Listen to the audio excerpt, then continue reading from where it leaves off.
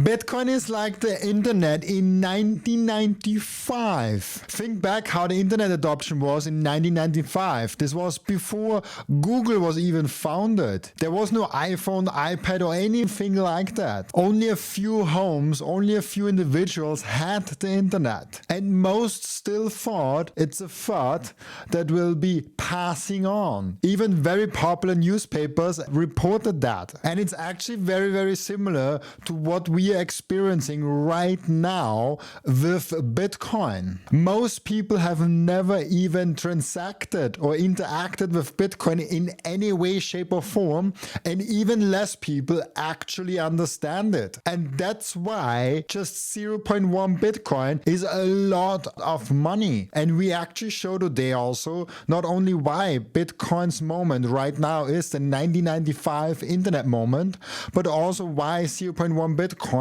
is such a tremendous amount. This and a lot more I will get into today with Bitcoin Katie. Enjoy.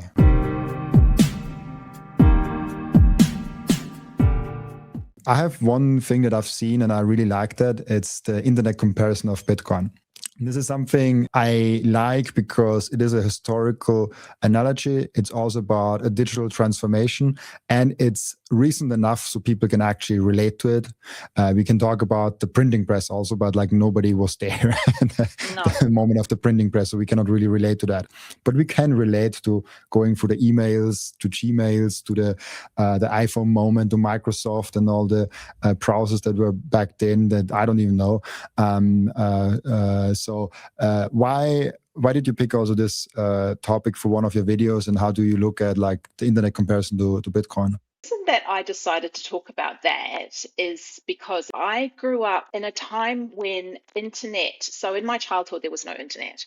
Well, there was internet, but nobody used it. It was restricted to very specialist applications, of course. And as I got a bit older, so my father was very ahead of his time. He was quite tech savvy.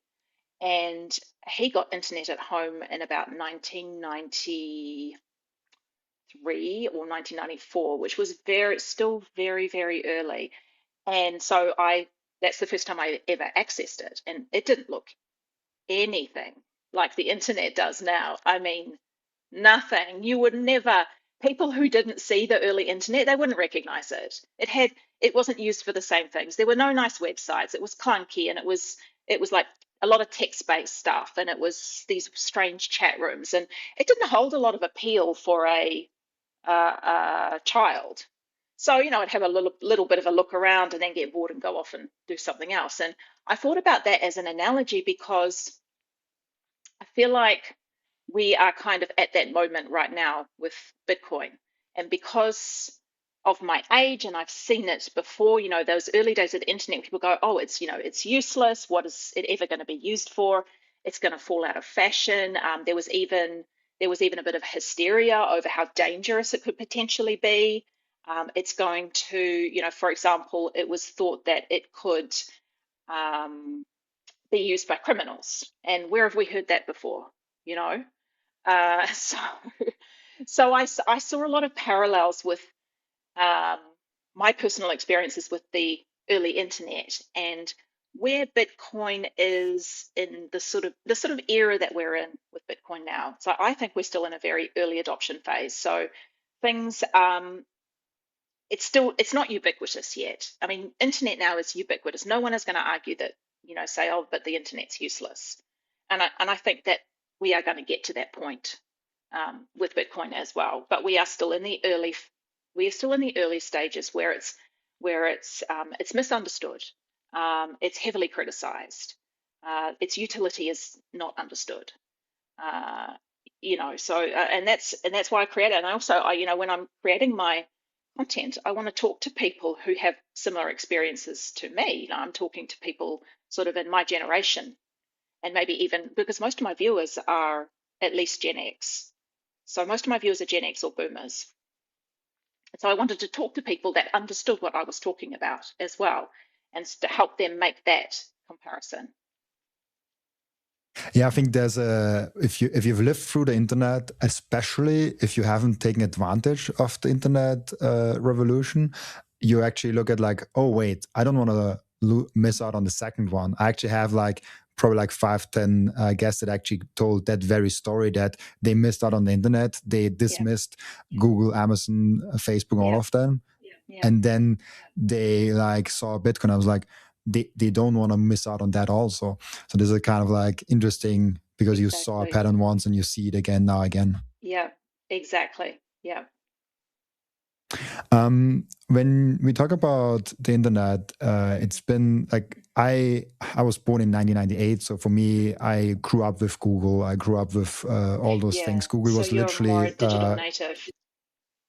Yeah, exactly. And I haven't lived through how the internet was before it got to mainstream adoption. I was, when the .com bubble was, I was like not even 2 years old. It was like I've come after that. So for me, and also for viewers, where do you put where Bitcoin is standing now to the internet comparison? Like I would guess before my birth. Before your time, yes, absolutely. I think personally, so if you look at the adoption curve, it's my personal opinion that we're sitting around about in the mid 90s right now. And if you look at adoption percentages, it could even be earlier than that. But I think around mid 90s. Of course, when I put that video out, I got pushed back and people saying, no, we're not that early. It's already mainstream. Bitcoin is already mainstream. I completely disagree with that. Completely disagree. So yeah, I think we're still at those days when things are a bit, like I said before, then it's not well understood, and technically speaking, it can still be quite difficult for people to use. I mean, the early internet was not easy to use. You had to be the people who had internet in their home in the early 90s, they were kind of tech nerd type people. That's the only reason that I had exposure to it, because my dad was a bit of a tech nerd. And even now it's, I think I can't remember if I actually mentioned this in my video, but now it's not only it's ubiquitous, but it's in every aspect of our lives. So we pick up our phone, we open our laptop, we are instantly connected at all times. We might wear a watch, an Apple Watch on our wrist that's always connected 24/7. I mean, we are always connected. In early to mid 90s, it was a complete kerfuffle to connect to the internet. It was painful. It was slow. It was expensive. And it meant that most people only had a single phone line. So it meant that you couldn't call people. People couldn't call you. So you had to be aware of that. You couldn't sit on, playing on the internet for 3 or 4 hours because nobody could call you, which sounds completely ridiculous these days. But and I think that's kind of where we are with Bitcoin. I think we're still in that time when, or the stage when things, although they may seem simple to you and I, technically speaking, because we are used to it and we're used to using the tools, and we've had practice with it, to a lot of people, this is still very complicated stuff. Using hardware wallets, viewing Bitcoin not as a bank account, trying to understand what Bitcoin is quite complex. I mean, I don't think that people back in the early to mid 90s could understand what the internet was. And we didn't have all those other protocols built on top of it at that stage either. And this is what's happening with Bitcoin now, is we're having other protocols that use the Bitcoin network, like layer 2, for example. And this stuff needs time to develop. It doesn't happen instantly. This is crazy. From the time that you couldn't be on the internet and phone at the same time at your home to now. I just tell that small story because I think it's an interesting comparison. I just went for the last 1 week. I came just back yesterday, actually, to India, and I was there for one week. I landed in India and I connected with the Wi-Fi of the airport. I bought with that Wi-Fi an eSIM within like 5 minutes because I already know the provider. It's an Indian eSIM. And then I connected to WhatsApp and to all those services again. And it was like, I'm still in Austria. And there's like, I could upload all the videos. I did all the things that I do also here in Austria, a little bit slower, but still it's Yeah. India. And everything was seeming and like this, and there are like what 30 years in between or something like that. Yeah. Yeah. Yeah, that's it. I mean, and that's the other thing, you go anywhere in the world, you expect, nearly anywhere in the world you go, you expect to be able to be connected, to do all the things that you normally do back at home. And I even mentioned that in that video. I mentioned that because if you went traveling, even I would say pre mid 90s, there was maybe one phone call back home a week. You didn't, and if you, once the internet started to become more popular, you had to go to an internet cafe. I remember going to internet cafes, going and sitting inside an internet cafe in Vietnam and emailing people at home, and that was the only way that it was going to happen.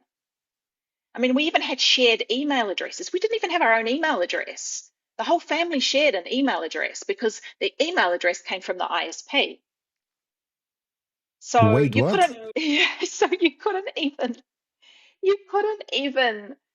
like you weren't sending really personal stuff because everybody in the family could read it. I have I now mean, like 10 email addresses. yeah, exactly. And now we create an email address for everything that we do, right? So, I mean, just it's just another world, and I still think that's where we are with Bitcoin. And I think this is a really good comparison because people always make that mistake of judging early technologies on their early stages. And they're saying, oh, Yeah. yeah, Bitcoin is not fast enough. It doesn't have the apps, like it's volatile and all of those things. And then because of the current state, they're saying it cannot be the future. It cannot be a currency. It cannot be an asset. It cannot be anything. That's why it's just gambling.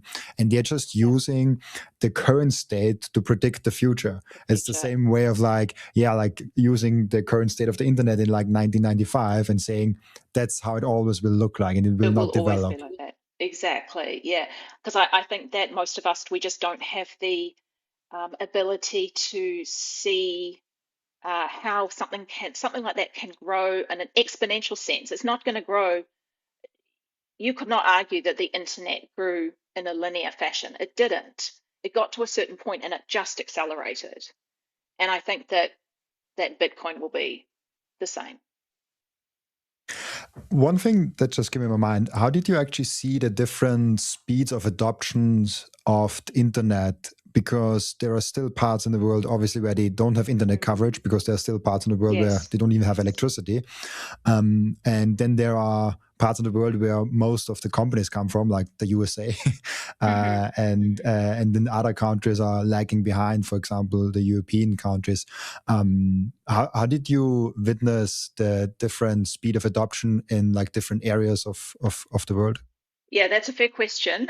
When I was doing my research for, actually, that started off as a Substack post, which I turned into a YouTube video. And when I was doing the research for the Substack post, to be fair, I am talking to an audience who is mainly from countries like North America, UK, Europe, Australia. I was using data that was specific to wealthier Western countries. For developing countries, I am not sure. I think I can't remember. I think there was some statistics there. It was definitely slower, but a massive proportion of the world's population, as you know, even in developing countries now, has access to the internet, which was unthinkable in the early to mid 90s. Just unthinkable. Yeah, Even they just through skip mobile even phones. technologies. Yeah. This is also I think the landline is an interesting example because in Austria and Germany here we all had landline phones, and Hmm. there are a lot of countries in the world, especially in Africa, where they skip the landline completely Yeah, and just jump to completely. mobile phones, Go straight to mobile. Yep, exactly. which is a lot easier to adopt. That's really interesting to see the different adoptions. It's like because I I don't think the Bitcoin adoption will likely be the same all over the world. We Hmm. already see that happening now, where different countries have different strategies and they develop differently. I mean, there's even difference in cities. Like we have in Lugano, very close to me, where you can pay almost everything in Bitcoin. And then I Oh, live in wow. Vienna. It's very hard to find anywhere where you can pay with Bitcoin. And Yes. then there are places where you go to a Bitcoin meetup and then there's like 5 people there. And then there's a place where you go to a Bitcoin meetup and there's like 100 people there every Yeah. month. Yeah, absolutely. Because I'm just actually writing an article right now where I'm talking about, and actually it's specific to women in Bitcoin, or the lack of women in Bitcoin. And I'm sort of talking in this article, I'm talking about some of the reasons for that. And the interesting thing was that I found when I was researching for this article, the biggest, at least with the latest data, it showed there was a much bigger gender gap in Bitcoin for people in the US versus people in developing countries. And the reason for that is because the people in developing countries are using it in a very different way. So, for example, in the US, people view it more as, obviously, as an investment, something to buy and hold, or to invest through an ETF or whatever. Whereas the women in some of these developing countries, for them, it's more of it's used more of as a practical thing, a practical currency, maybe a lifeline, because maybe they don't have access to a bank account. They can't get access to a bank account, but they do have a mobile phone. So I thought that was interesting. So just on your observation about Bitcoin being adopted at different rates in different parts of the world, I think that will also come into play as well.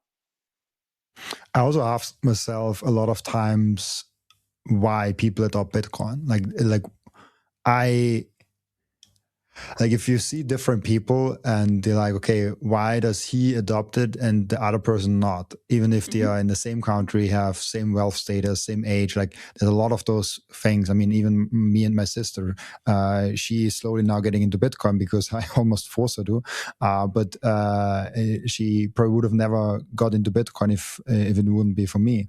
And so there's like a lot of those examples, even also a lot of old friends that are very similar and a lot smarter than me, and they don't see it. And so it's like, what are the things that make a Bitcoin actually Bitcoin, and why are Mm-hmm. some getting it and some are like, oh, like Mm-hmm. that is like completely over the head, even though they're very smart. Yeah, yeah, I do actually have some thoughts on that as well. When I was talking, I was on Brom Kanstein's um, Bitcoin podcast, and he mentioned he had behind him in the background an INTJ cap. So, baseball cap, INTJ across the front. And he mentioned that he had seen something where uh, someone had done a poll and found out what personality types were most attracted to Bitcoin. And there were two specific personality types. So if you believe in the Myers-Briggs personality test, I mean, some people might find fault with that, but regardless, there's 16 personality types. One is one, and the two that stand out for Bitcoiners are INTJ and INTP. And they are really, really, really overrepresented. They're underrepresented in the general population, overrepresented amongst Bitcoiners. And it's a specific type of person. And the interesting thing is that, I mean, without knowing you at all, I'd be willing to bet you're one of those two personality types. Because after he had mentioned that, I went away and I looked into it, and I thought I seem to remember that I was either INTJ or INTP. I had done the test many years ago. And so I found an online test and I did it again. And I mean, of course, an online test, it's not very thorough, but it gives you an idea. And sure enough, it came up INTJ. Now, the interesting thing is, and you sort of mentioned this with your sister as well, it's far, far less common for women to be INTJ or INTP than men. That's a very dominant personality type amongst men. So people who are one of the commonalities between those two personality types is the thinking. And that means that we're more prone to analysis. We want analysis, we want numbers, we want data, and we like to base decisions off that more than the F types, which are feeling and that would be more basing decisions off more emotional feeling. How does this affect other people? How do I feel about this? How does this person feel about this? And I thought that was really interesting. So we've got these very analytical types. And actually, just off the top of my head, INTJ, introvert, intuitive, thinking, and judgment is the J, and the P is, I don't remember what the P is, maybe perceiving. Anyway, it's not that important, but I thought that was really interesting. So I actually went away, did my research, published an article about it, and I got loads of comments on that article, and people commented going, oh my gosh, I did the test and I'm INTJ. I did the test and I am INTP, whether they were male or female. So I thought that was really interesting. But it is a very small subset of the general population. P is the perceiver. Apparently. Perceiving, yeah.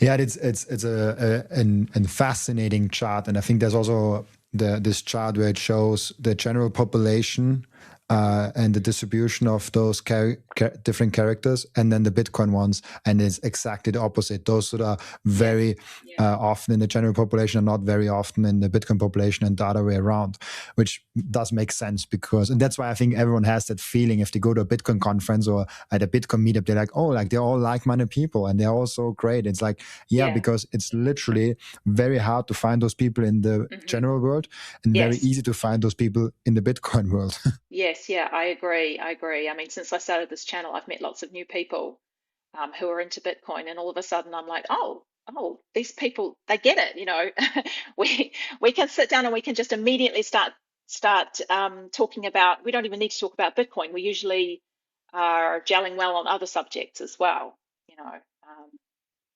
it's interesting.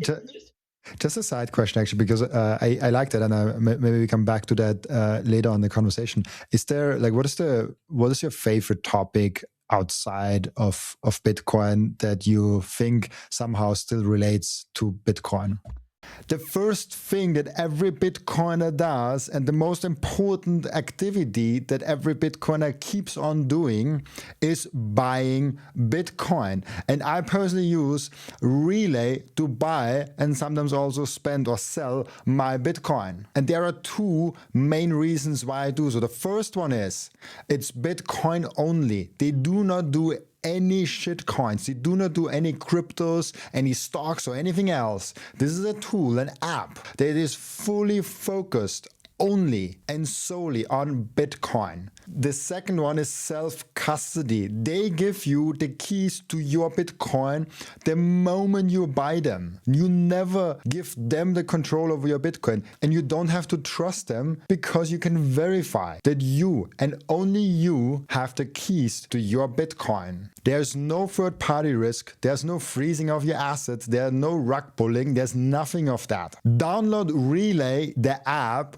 on your phone, or go to relay.app on your browser and use code Robin to save fees and get cheaper Bitcoin. I want to tell you about something very special to me. It's called Microseed. If you hold your Bitcoin in self-custody, and you should, you know how critical it is to secure your seed phrase. You should not have them on paper. You should not have them on anything else than titanium. With Microseed, you can engrave your 12 or 24 word seed phrase, the entire seed phrase, onto a 1-inch small washer. Yes, just one washer. All 24 words on that one washer. You can hide that thing everywhere. And even better, you don't need to buy a new kit every time you have to get a new wallet. You can make unlimited backups because Microseed is not selling the washer. Microseed is selling the device that stamps the washer. So you get the full kit with the device, with the washers, with the hammer, with everything you need to get started today, and you can make with that unlimited amount of backups. Go now to microseed.io. Oh, I'm glad you asked that question.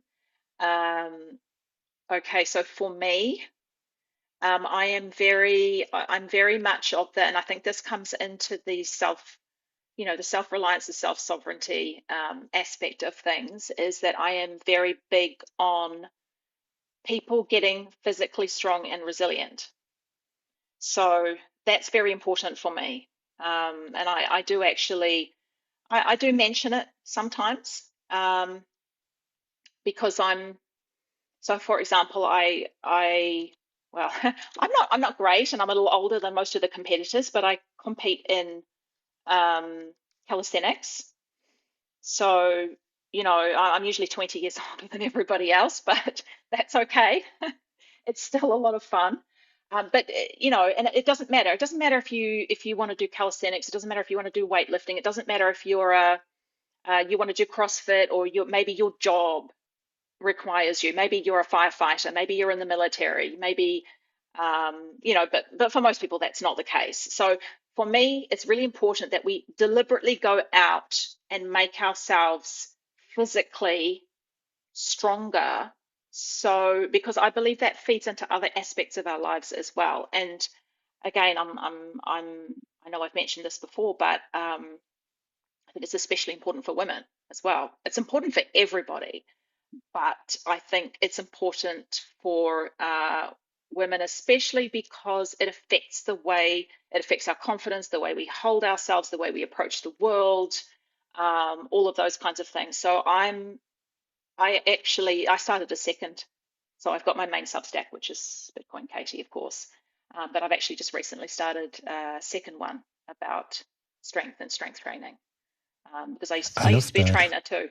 So yeah. So to me that is the most natural fit. But I know that there's a lot of people out there in the Bitcoin world who are also very interested, and of course that's kind of a health aspect. There's also a lot of people out there in the Bitcoin world who are very interested in topics like the food they eat. They might think about it a lot more than your average person. Maybe the medications they put into their body or don't put into their body, the way they educate their children. It very much depends on the person, like what their particular needs are. Even things like being more self-reliant in respect to how you live. So an example of that was I just put out a video. We live on the central coast of Portugal, and we just had a storm of epic proportions come through and hit us almost with no warning. Portugal doesn't really have very good warning systems for things like this. So we're on the Atlantic coast, and we are obviously susceptible to this, although this is the first time it's happened to me since I arrived in Portugal. And it was just another reminder, because we had in April of last year, we had a 14-hour power outage which affected the entire Iberian Peninsula, so all of Portugal, all of Spain, and some of Western France, which is insane. It was 60 million people. Now, that just absolutely was nothing compared to what we have faced after this storm came through. And self-reliance suddenly became really, really important at that point, because it's one of those scenarios where, okay, yeah, we live in Western Europe. We're in a developed area. We're not in a poor developing country, although Portugal is one of the poorer European countries. To witness this response or lack of, to realize suddenly, hey, you're on your own here. There is nobody coming to rescue you. If you don't have power, if you don't have water, if you can't, there's trees blocking your road, a tree has fallen on your house. I mean, so many terrible things happened. And it's just a reminder, we need to build redundancy into our lives as much as we can. I mean, I know it's not easy for everyone. We were fortunate because we had already, after that April incident, we'd already decided to put in solar panels. And we thought, gosh, it's nice and sunny here. We can just have solar panels, and they can give us power when the sun's out. And then when the sun goes away, then we'll just run off the grid. We'll have like a hybrid system. After what happened in April, we immediately installed batteries, because we realized that if this happens again, the grid goes down, we go offline regardless. Our solar panels aren't going to work. So we changed our setup so that we had some solar power. And then, of course, when the storm came, it ripped half of our solar panels, our brand new solar panels, off the roof and flung them 200 meters away down in some forested area. But we still had 5 or 6 left. And that was enough to power our battery, which was enough to power our water pump because we had our own water supply. Um, and we were able to go out and get wood for making a fire, and we already had gas and diesel, and none of this is because we were preppers. This is just how we were. And then it made me suddenly realize, we really need to be prepared for anything. I mean, I'm not one of those people that's going to go and build a bunker or anything like that, but I think that we in our daily lives we often take these things for granted, and we think that when something happens there's going to be someone there to rescue us. And time again, we are proven in so many different areas that that is not the case. And so I think so going back to the original question, being physically strong and resilient is important, but also having resilience in other areas of your life. And Bitcoin is obviously a very significant part of that because that's financial resilience. I don't know if it's a popular belief, but I think especially in Western civilization, I see it in Austria, I see it in America where I get more and more friends because of the English podcast. It's most people are very reliant on the system today, and me including. And so it's very, you don't realize you need to prepare till it's too late. Yeah. And I mean, this goes for Bitcoin very well because like we prepare basically for a major debasement of the currencies. In Bitcoin, you have to prepare for your exchange going bust. So you have to have self-custody, and then within self-custody, you have to prepare for a lot of things. And so like it's a very, I think, Bitcoiner topic of being prepared, being mentally prepared, physically prepared to do things, be just knowing how to get things. Like think about a storm coming to your town. How will you get food? How will you get water? Like, how do you communicate if there's no internet and things like that? So I love that topic. It's really important, I think. Yeah, absolutely. I mean, and just going back to the topic of the internet, we still don't have internet. So it was two, 2.5 weeks ago. We are fortunate in our position because we do now have power, but it was only because a local fixed the lines for us, a local electrician outside, because the government didn't come to do that. Nobody from the municipality came to do that. And we bought ourselves a Starlink after it happened. Thank goodness we managed to get our hands on one from another part of the country because everybody, of course, wanted Starlink. So I'm doing this right now on Starlink, and fortunately our mains power has been patched up by a local. We just got really lucky, and we have our own water supply. So, but otherwise, I wouldn't have been able to do this podcast. I've still got neighbours, friends who are not very far away, who still have no power. Some people have no water. We definitely do not. Nobody has an internet connection. Nobody. And we have very, very spotty mobile signal. We're talking 2.5 weeks in a developed country, which is insane. It's crazy. Yeah. That's really, really crazy. And I think this segues us really, really nicely also into Bitcoin self-custody and sovereignty. I liked that you made a video around borrowing against your Bitcoin because I think too many people do it, the wrong people do it, and they will be surprised at one point. How do you look at borrowing against your Bitcoin? Yeah. So if anybody has seen the video that I made, I think it was a couple of weeks ago now, you will know what my stance about borrowing against Bitcoin is. And the reason that I made it is because I saw so many people when I was watching other people's content or reading other people's content. I saw a lot of people talking about and promoting, either directly or indirectly, this idea that you never need to sell any of your Bitcoin. All you need to do is borrow against it, and it sounds great in theory. I mean, it sounds perfect. You've got this wonderful collateral, it can be done quickly. In most cases, I believe you don't need to have a credit check or anything like that. You just put up your collateral. You can do it all online. You don't have to go to the bank. You don't have to deal with paperwork. But having gone through, I think it was 5 years ago, having gone through the whole Celsius FTX debacle, I am now extremely wary of anything that involves giving your Bitcoin to somebody else for any reason. And that includes to lenders as collateral.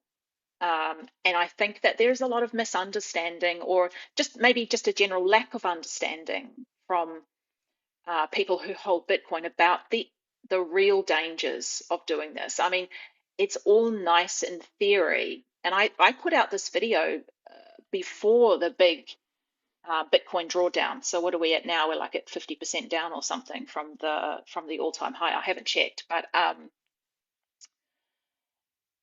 it. I think that very sudden sort of drawdown that we had a week or two ago I saw it put a lot of people suddenly into positions that they never expected to be in. And I think also people don't realize, for example, you only need a wick down. So if you put up 50%, if you've borrowed against your Bitcoin and put up 50% collateral, and there might be some people watching this going, who would do that? Nobody puts up 50%, that's crazy. Actually, it's kind of promoted by some people as a safe level of LTV, or loan to value ratio, 50%. And it would be if you were borrowing against maybe a property, a house. You had a line of credit against your house. Maybe that's a safe level. It's not against Bitcoin, because all you need is that wick that goes down to 60K. You borrowed at 100, you are completely wiped out. And I don't think people kind of maybe they understand the dangers theoretically. Maybe they have not experienced a big drawdown like this before. But yeah, it gets, because after I put that video out and I got a lot of feedback on it, mostly people saying, people need to, that they agreed, people need to hear this, etc. And I also got people contacting me with their stories, and that really drove it home.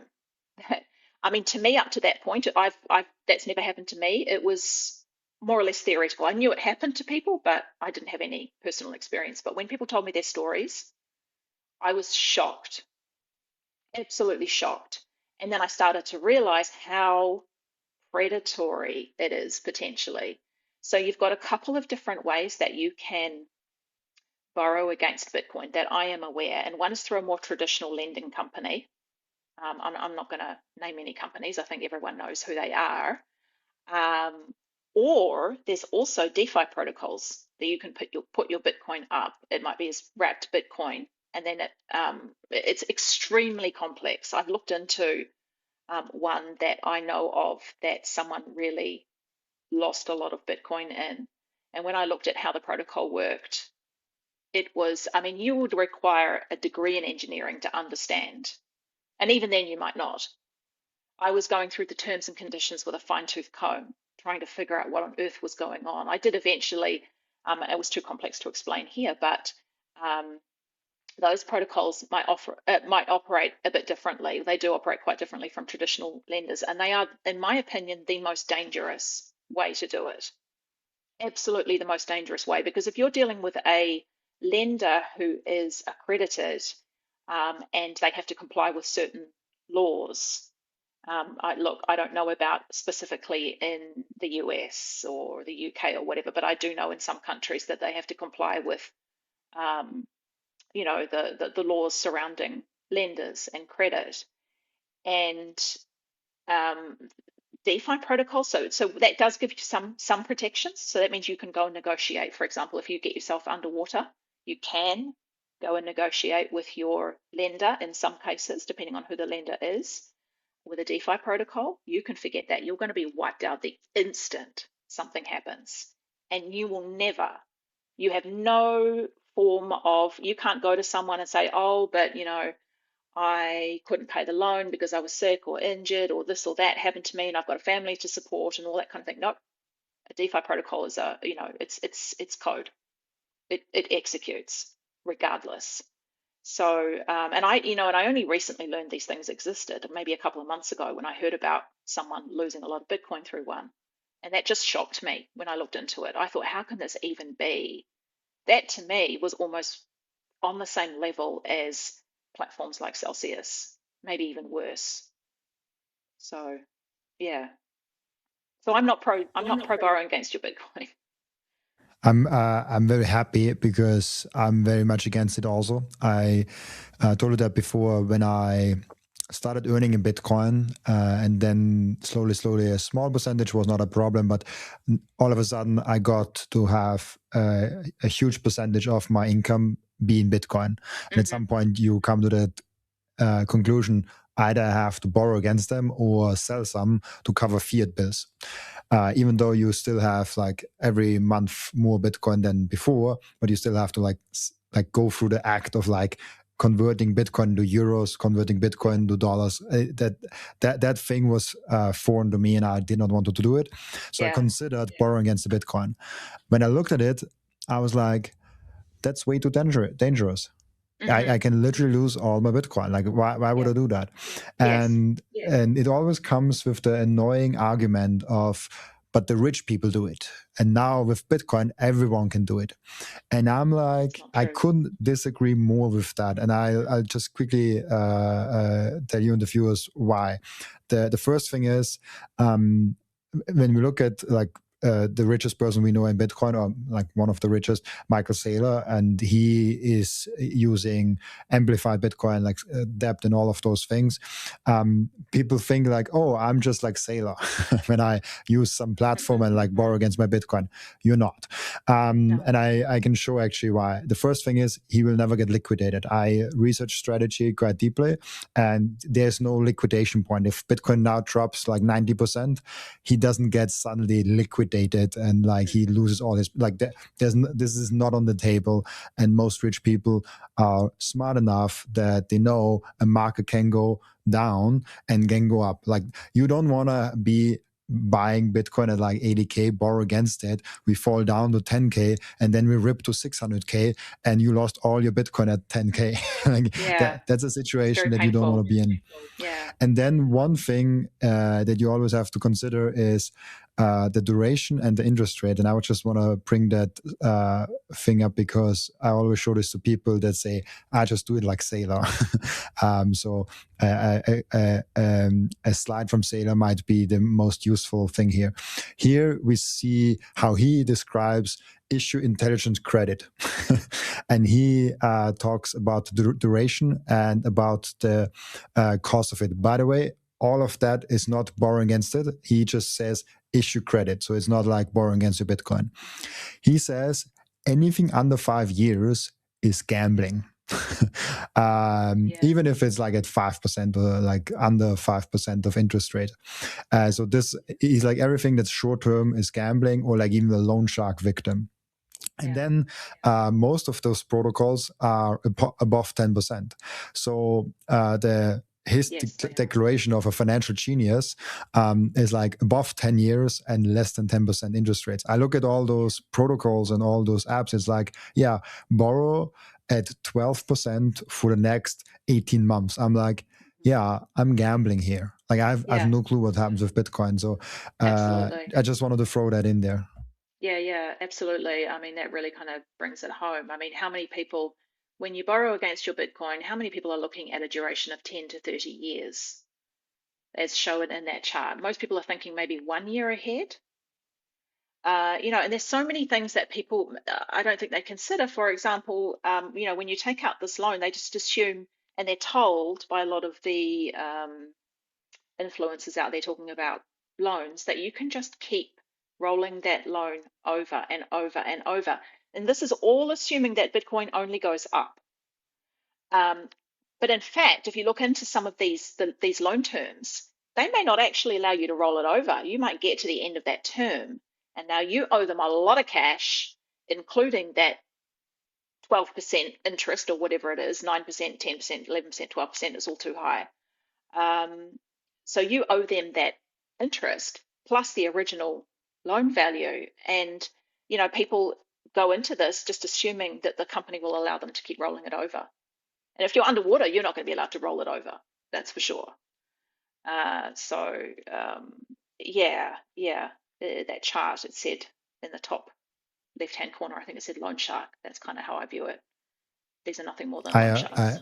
I also think so. Like you're paying 15% and for the next 18 months, and you're just like, yeah. So I'm very much on your side, and I think a lot of people will get or already got an education lesson. Let's put it that way. Yes, a hard lesson, exactly, like the one we received back in, when was it, 2021? I think there's a lot of people kind of reliving that right now, or about to, because Bitcoin's not looking like it's going to make some miraculous recovery anytime soon. So, so I think there's probably quite a few people out there right now who are just hanging on, waiting for the inevitable.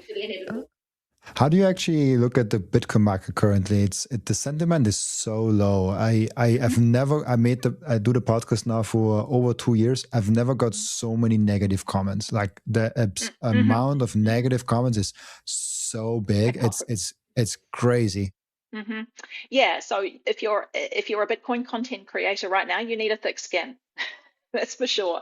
As for the state of the market, look, I'm not someone who looks at charts a lot, who sits there and contemplates. These days, I don't. I used to. I would be checking the price and going, "Oh my God, it's going down," or "Yay, it's going up." I took some time out after the Celsius debacle away from the Bitcoin price chart, and I don't think I really looked at it from, I would say, mid 2022 or early, whenever it was that Celsius went down, until early 2024. And that doesn't mean, I was some kind of monk. I never saw the price. Of course I did, but I scarcely ever deliberately checked it. And you know what? And I learned, and during that period, it doesn't matter if I check the price or not. It's going to do the same thing, and I just get a lot less stress. So I don't make a habit now of checking the current dollar price of Bitcoin, because I'm at the point now where I wasn't before, where I can see its value beyond dollars. And I personally right now don't have any intention of trading my Bitcoin in for dollars, so it doesn't matter to me, but I do understand it matters to a lot of people. And what you were saying before about, you haven't received so many negative comments in 2 years. I always know. In fact, this is funny. Maybe you have the same thing. I sometimes know there's something going on with Bitcoin without even checking the price, because I'll get an influx of views and comments. And if they're all negative stuff, I go, oh, yep, Bitcoin price is dropping. And then sometimes some of my more number go up type videos, if I suddenly get lots of viewers on those, I think, Bitcoin must be going up again. So it's kind of funny. Content sort of becomes a gauge. But yeah, you're right. Like, I just made a video about Bitcoin versus gold. And actually, I had made that video before, when gold was still going up quite a lot, but I didn't get a chance to post it because we had the storm and we lost power and connectivity and everything. So I posted it quite late. And by the time I posted it, it was quite out of date. But I thought, oh well, it doesn't matter. I'll post it anyway. And I got you get the criticisms from the gold people, and look at your Bitcoin now, and Bitcoin's going to go to zero, and it's not worth anything, and blah blah blah blah blah. It's to me is water off a duck's back now. At first, when I first started, I was like, oh no, criticism. Now, now, now I'm just like, okay, carry on. Yeah, a short note on content creation. The criticism is a badge of honor. The more you get, the better of a job you actually do. Because with every comment that is hating on you, you have 100 people that actually like your comment, like your content, but just don't say anything. If I looked at a video the other day to make that point to a friend of mine, because he was also getting into content creation, and I showed him a video of mine, and that was particularly harsh. That was particularly harsh against me and the guest. And I showed him all the comments, and he's like, "Oh, how can you live through that? How can you live through it?" And then I showed him the numbers. I showed him the video got around 10,000 views, and there were about 200 comments. Let's say all 200 comments are negative, but the video got 1,000 likes. And the video got 10,000 views. So you are listening to a small minority of people that are loud and making a lot of noise. But actually, there is a very big crowd that applauds in silence and just loves your content. Otherwise, they wouldn't watch it. The most important thing for your Bitcoin journey is not buying Bitcoin, but it's how to keep them. And yes, you have maybe the right tools, but how do you actually go ahead and stick it all together so it's the most secure for you personally? Self-custody is a deeply personalized journey, and the Bitcoin way is helping you exactly finding that correct setup for you personally. They are also helping you with securing your own cybersecurity. And if you want to go one step above all that, you can even get a consultation for a Plan B residency. Go to thebitcoinway.com/Robin and you will get a 30-minute free consultation. I finally and officially mine Bitcoin. This is not just something to stack more Satoshis, but it's most importantly also to support the network. Individual miners are the ones that keep the Bitcoin network decentralized. And by the way, you get KYC-free Bitcoin. That's why I use Simple Mining. I get an actual proper Bitcoin miner. They set it up for me. They repair it if it breaks down. And most importantly, they let me choose the pool and even connect my own full node. I'm completely sovereign and I'm completely in control, and I can sign up with Ocean, no account needed. I just give them a Bitcoin address and then there's mining going on. No KYC, nothing. So if you're ready to mine Bitcoin, go to simplemining.io, tell them you come from Robin, and let's mine Bitcoin together. Yeah, and I think about me as a consumer of content. I do that. I mean, I've seen some fantastic videos, some amazing interviews with really, podcasts with really interesting people. Generally speaking, I will like it, but I don't usually make any comment. I'm one of those. I'm one of the lurkers. And then I think, wait a minute, why would I expect other people not to act like that as well? So I think you're absolutely right. This is the very reason why I've never asked for people to subscribe, like, and comment. I've never done that. I don't know if you ask for that, but I've never. I never do that because I just don't do it. I'm a big fan of a lot of big YouTubers, and I don't know why, but I've never subscribed, I never comment, I never even like. I think there is not a single liked videos in my in my YouTube channel because I just watch it, and if I really like it, I share it with friends. That's what I do. That's probably also the best thing you can probably do for the algorithm. Share it around so people can watch it. But that's literally the only thing I do. And so I felt I know it's important to do it. I know I should do it. And also Pram told me and other people told me, but I'm like, I cannot do it because I don't even like the videos that I watch myself. Yeah, no, I understand. Yeah. Yeah, really cool. By the way, on the topic of popular YouTube videos, you told me before that one of your most watched videos was the wealth levels. I just want to touch on that because I think it's actually really interesting. I made a lot of videos on that note with you need 0.1 Bitcoin, you need that amount of Bitcoin. People really like comparing their stack to how they are doing. And in the beginning, I was kind of dismissive to that.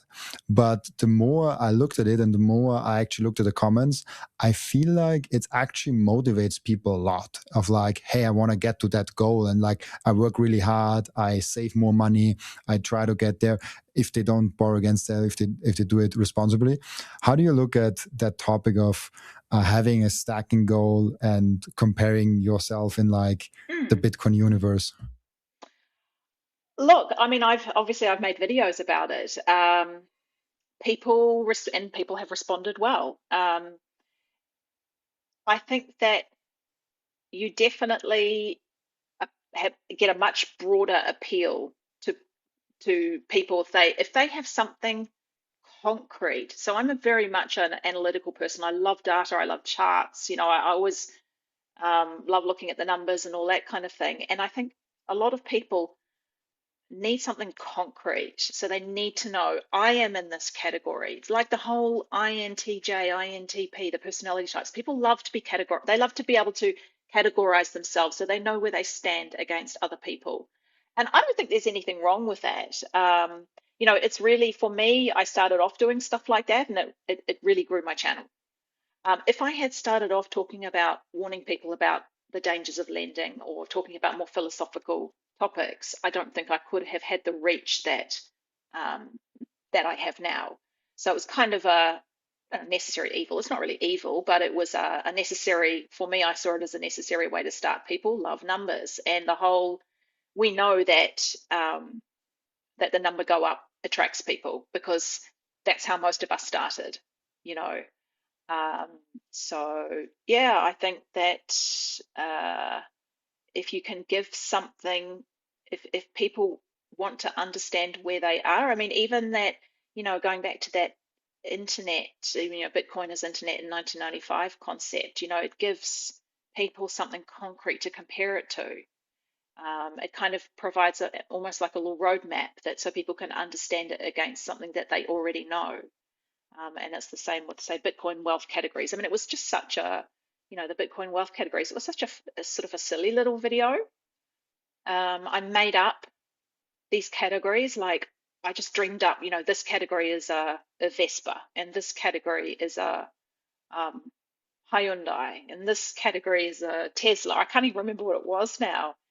And people loved to be able to go into the comments and say, I'm a Tesla or I'm a Lamborghini. So it was quite funny. But yeah, like I said, it was one of my early videos, and I struggle. I can't watch my early videos because they were terrible and I was so wooden. But anyway. I'm the same way, and I think 95% of YouTubers are this way. Mhm. So also, by the way, not only Bitcoiners but also successful YouTubers have a tendency to be introverted. It's interesting, isn't it? I was not aware of that, but I watched a lot of podcasts about YouTubers and how they are, and most of them say, at least, I don't know if it's true, but say at least that they are introverts, and it's interesting. It's almost like those people that I cannot I'm happy that I'm a podcaster and people come up to me, but I have a very hard time going up to people and saying, hi, I'm Robin, nice to meet you. Like Yeah. it's like I'm frightened by that. Yes, I Which know. sounds weird. I think about those big Bitcoin conferences that go on, and actually, that slightly terrifies me. I mean, I've never attended one, but the idea slightly terrifies me. I'm like, oh God, I have to like go and talk to groups of people, and oh, that scares me a bit. Whereas I'm happy to put something out on the internet that 250,000 people watch. A little uncomfortable. I wouldn't say happy. A little uncomfortable about it, but it is what it is. We don't. I didn't start a YouTube channel with the goal of only having 100 subscribers. Put it that way. That's that's not nice. It's I say that now because I when I go to Bitcoin conference, I was at the first Bitcoin conference, and I didn't have anything. Like I didn't have a YouTube channel, not a Twitter, nothing. And I just went there, wanted to see all those cool Bitcoiners that I see on YouTube in person. And I've not talked to anyone. Like I just like was 2 days at the conference and like haven't talked to like anyone. I was just lurking around like a Yeah. creep. I was just like, oh, who's here? Who's here? That was literally me. And now I'm still the same guy, but I have the advantage of being a YouTuber. So people that are really interesting and really nice just come up to me and talk with They me, and I'm like, recognize yeah, you. nice. So like Yeah. it's nice because I like talking with people. I just don't like talking at like I cannot break the ice. Like I'm not the like hi, I'm Robin guy, and I'm Mm. also not a group kind of a guy. But No, if I'm the someone comes same. up to me, Yeah. it's so nice. So Yeah. Yeah. I That's like cool. that more. Yeah. Well, it would certainly make going to the conferences a lot more, a lot more pleasant. Yeah, People and I are. think you have that. I think Yeah. people will recognize your videos, will recognize you from like Prom's podcast or like my podcast, and see like, hey, like Katie, I saw you, like I resonated with you. So I think you might actually enjoy it. Yeah. I'll get to one of them one day. If you are, let me know. Prague is coming around the corner. It's my favorite one. I always tell people go there because it's has the best Okay. vibes. Okay. Well, I'll have to look But it up. yeah, one more thing on that topic, because I really want to get that out. It's, I think, such a nice message to people, because there are a lot of people that say, hey, I only have like 0.02 or 0.2 or something like a number under 1 Bitcoin, basically. Hmm. And they sometimes feel bad about it. And they're like, oh, like I see all those Bitcoins with a lot of money, or like I see those early OGs that like bought 500 Bitcoin or 1,000 Bitcoin, and cannot compete with that.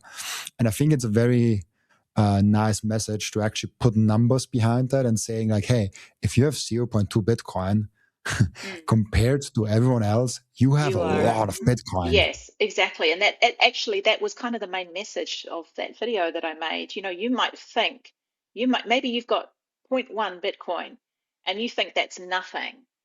And have a look at how few people in the world are at your level, even at zero point 0.1 Bitcoin.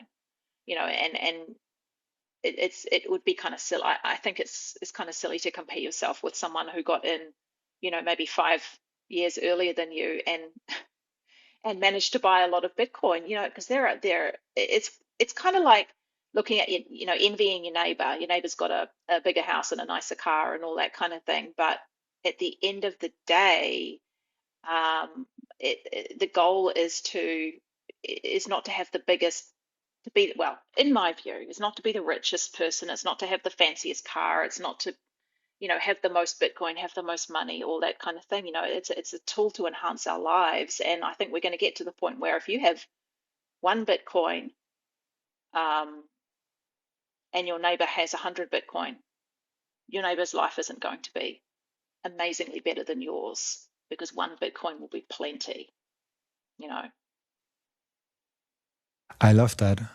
There's also, I actually think about making a video on that, um, because there's a lot of studies that show that happiness does not correlate to wealth, and there's like a threshold, like a foundation of money that if you make that, every 10,000 euros above that, like it only improves your lifestyle a little bit, like Yeah, a very small amount of number. I don't know the numbers now. I don't want to say yeah. anything wrong, but there's like a certain like monthly income, or like bank money in the bank. If you reach that, above that, you don't really gain anything more You in don't terms of gain. like life quality. Exactly. So up to a certain point, wealth increases happiness, and then it stops, and then there's negative returns. I mean, I don't think there's many of us in that category, but truly, truly wealthy people have problems that you and I can never dream of, you know. And we're talking like seriously wealthy. We're not just talking like, my house is worth 1 million or anything like that. We're talking about billionaires. They have problems that you and I would not dream of, and I do not envy. I do not envy people like that. I mean, I haven't had any direct experience, but I have family members who have, and these people, they are. I asked. I said, do these people that you deal with ever seem like they're happy? And the answer was, No, they never came across as happy people. Some of them were okay. Um, and we are not talking about like celebrities or singers or anything like that. We are talking about the people that you and I have never heard of. Um, and yeah, and I just, I think about that and I think I don't think I'd want to be in their shoes knowing the very, very little that I know about how they live, you know. Yeah, I think so too. It's Yeah. interesting. Negative returns of too much money. It's also There are. there's like a lot of trouble also and responsibilities. I mean, there's like nothing that I compare with, but like the having only the podcast and having that with getting it to being a bigger thing than I initially I just made a podcast because it was a next, like I had a full-time job and I just like wanted to have something on the side and talk with cool Bitcoiners. That was all it is. I never intended to make it my full-time thing. I was like ambitious. I wanted to make it something, but I never really saw it like it can be like this full-time thing in like a few months, and it got to be for some reason.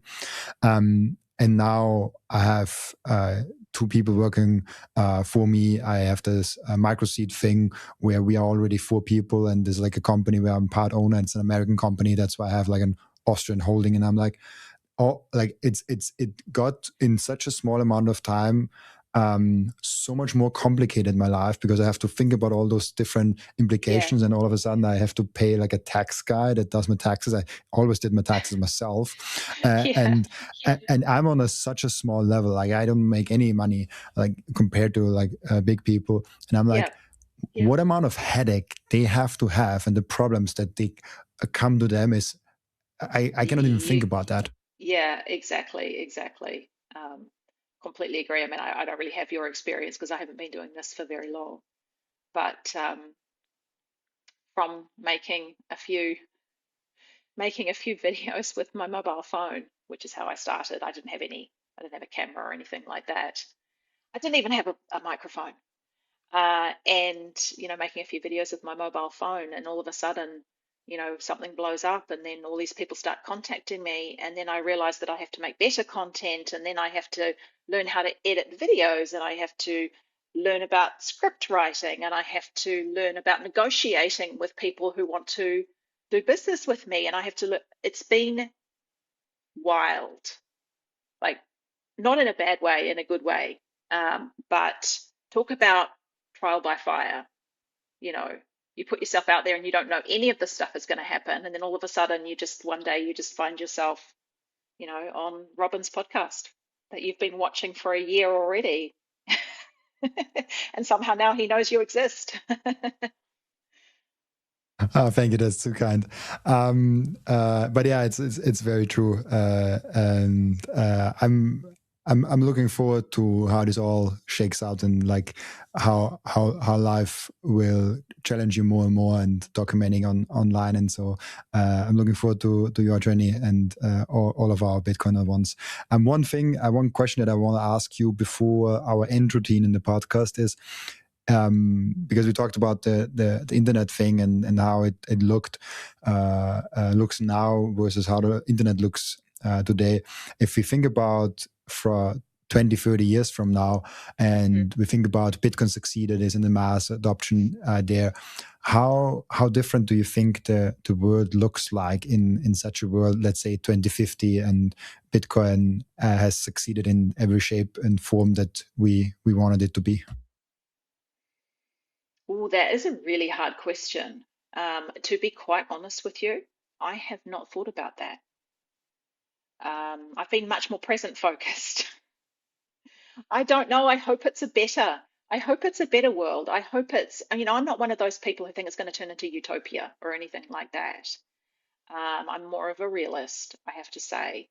And I don't think the powers that be are going to give their power up that easily. And we're all just going to live in this happy, decentralized Bitcoin utopia or anything like that. I don't know that we're going to get to hyper Bitcoinization. Hyper Bitcoinization. Um, because I don't know. I mean, look, it would be great.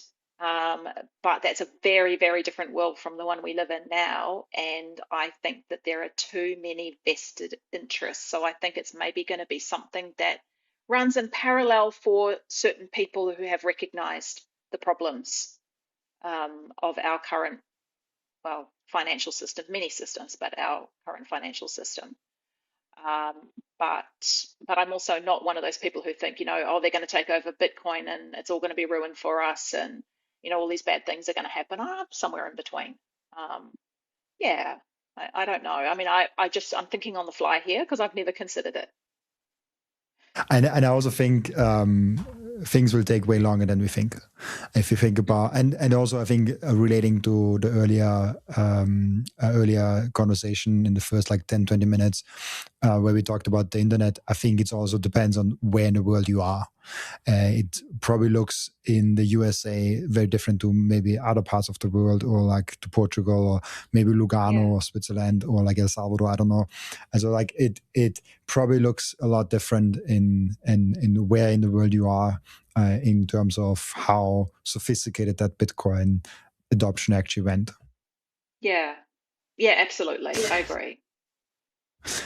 Really cool. Then we come to the end routine of the podcast where the previous guest is asking a question for the next guest without knowing who the next guest actually is. And the previous guest asked you the question, are you bullish or bearish on Bitcoin treasury companies, and why? Oh my goodness. Okay, so I have not. Okay, I'm going to put it this way. I'm not interested in treasury companies myself because to me it's a wrapper of traditional finance. Um, so it's not something that I am 100% in self-custody Bitcoin, and that is the only thing that I'm interested in. So I'm not going to say bearish because I don't want to see people, lose their, because I know a lot of people are invested in these treasury companies, and I don't want to see anything bad happen. Um, I don't know that I'm bullish either in terms of Yeah, it's actually being the one who is investing. Because to me, okay, so if I buy treasury stock, so for example, if I decide I want to buy MicroStrategy, I think a while ago I was just testing an app, I bought a couple of shares. So that's my entire vested interest in MicroStrategy. And then after that, I decided I wasn't interested in buying anymore. So I've got a very, very, very tiny interest. Um, so to me, that is, if you're investing in treasury companies, you are only interested in making more fiat. That's the way that I view it. Unless those treasury companies can give you returns in Bitcoin, I don't know.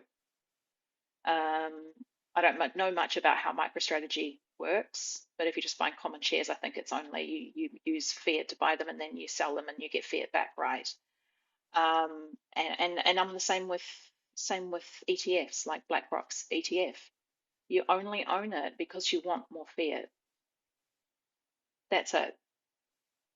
Um, so yeah, that's a tough question for someone like yeah, me. it's not real Bitcoin,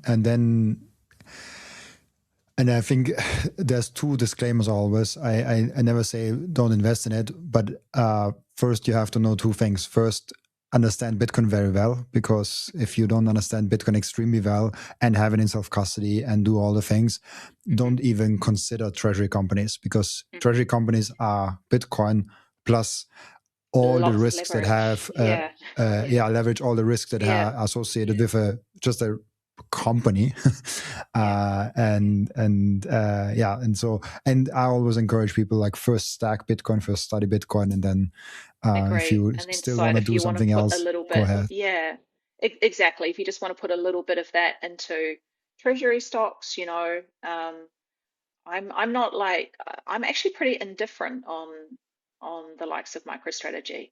It doesn't matter to me either way. Maybe I should have a stronger opinion, but I'm just fairly indifferent because I'm not personally interested in them. I think Michael Saylor is a very interesting person, and I do in the past I have spent time listening to things that he has to say, and he's He can be a very interesting person to listen to. He's a very interesting personality. He's got some very interesting points of view. But that's it for me. Really cool. Thank you so much, Katie, for being on the podcast. Before I let you go, where can people find what you're doing and more about you and can contact you? Sure. So my YouTube channel is called Bitcoin Katie, and I also have a Substack called Bitcoin Katie. And yeah, so you can find all my information there. Awesome. Thank you so much, Okay. Bitcoin Katie. Thank you so much, Katie, for being on the podcast. And also, thank you so much for everyone that is watching and listening, for joining us today. As always, I'll be back. This content is for educational and entertainment purposes only and does not constitute financial advice.